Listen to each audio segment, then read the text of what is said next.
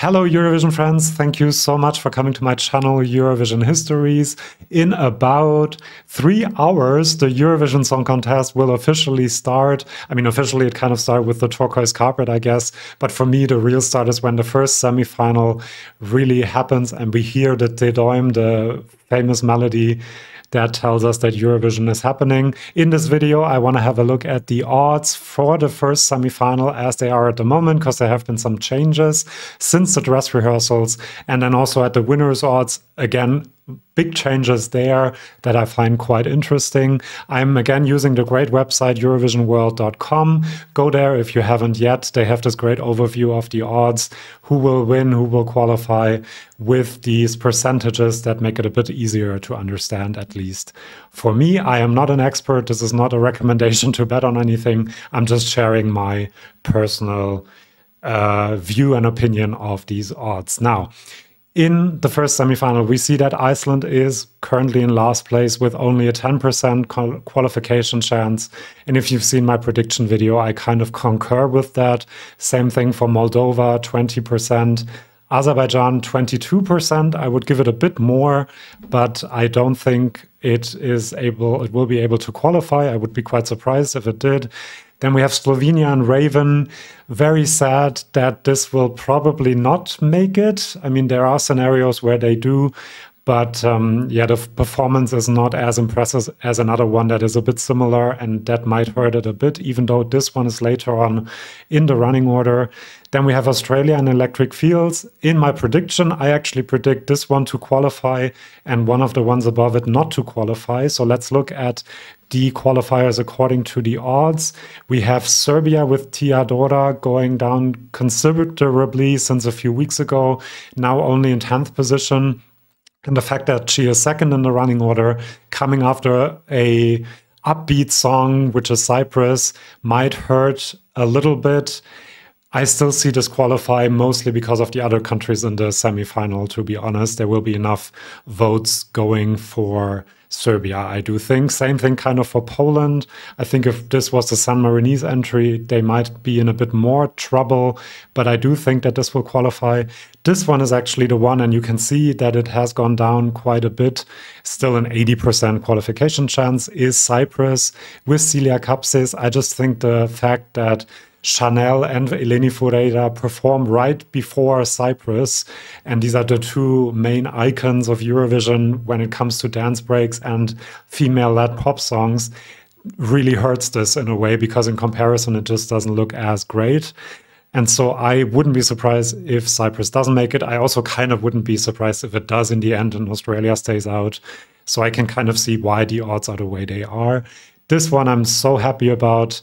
Portugal and Yolanda has been increasing a lot since the dress rehearsals. I saw the dress rehearsal, it looked very stunning and she sounded very good, so that makes a lot of sense to me.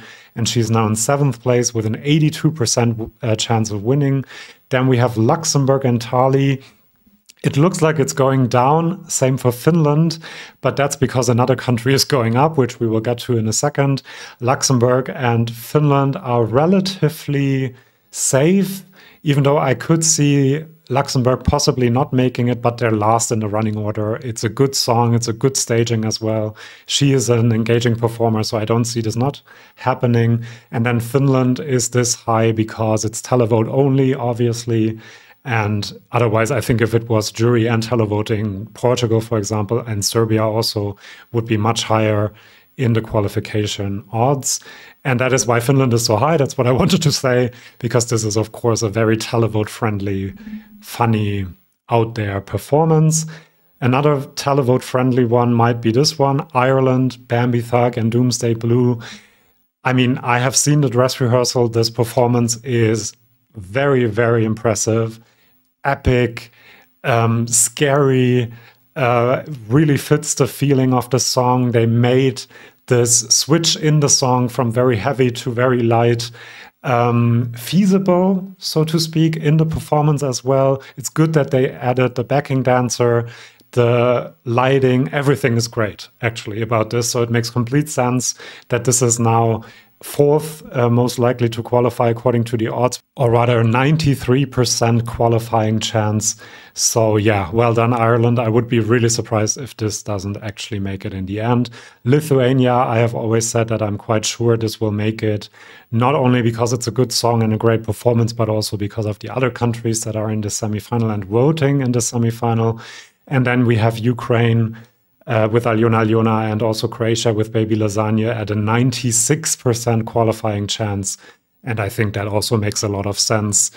I mean, scenarios in which these two don't make it, that would be the most shocking event in Eurovision in a very long time, I do think. And let's look at the winners' odds, because some things have also changed there.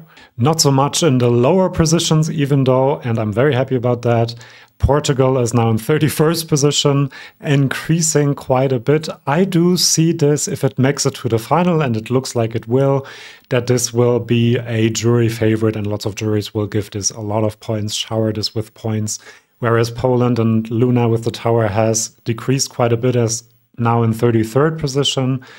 Then Iceland has increased a little bit, it seems, but not that much is happening in the lower ranks, and that's not really what I wanted to talk about, because the big changes happen up here.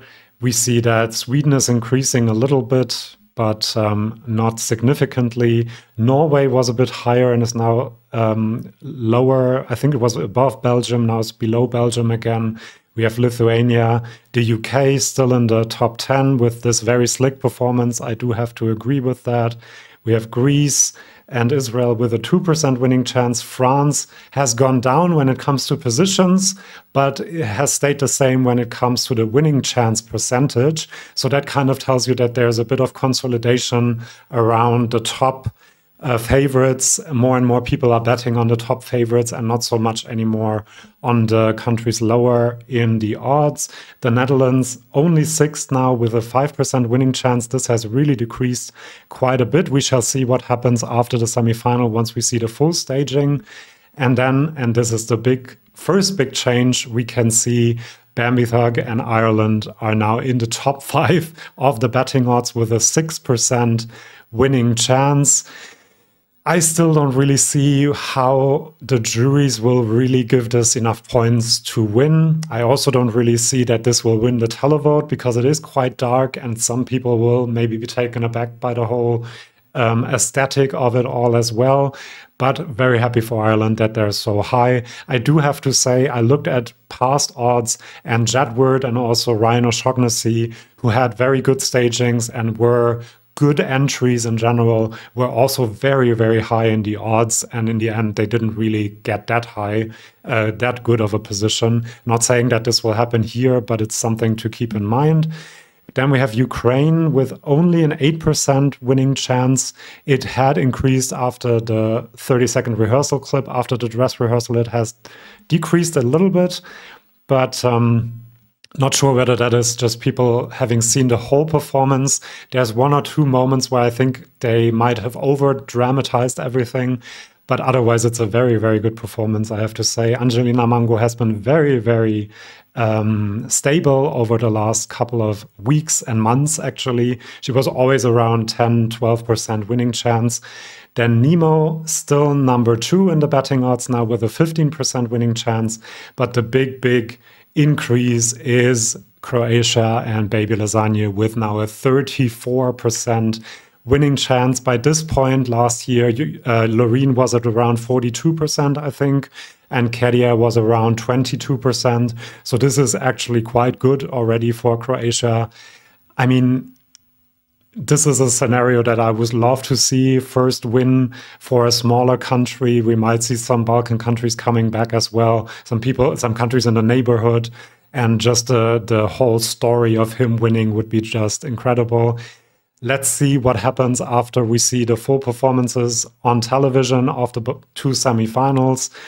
But it is looking quite good for Croatia at the moment, at least according to the odds. And after seeing the performance in the dress rehearsal, I have to say, I kind of understand why, because you get a really energetic vibe and like they really want to be there. It feels very authentic as well. The vocals are incredible now. So yeah, well done, Baby Lasagna and Croatia. Thank you for watching this video. I'll see you soon for my next one, which will probably be the review of semi-final 1. See you then, and bye-bye.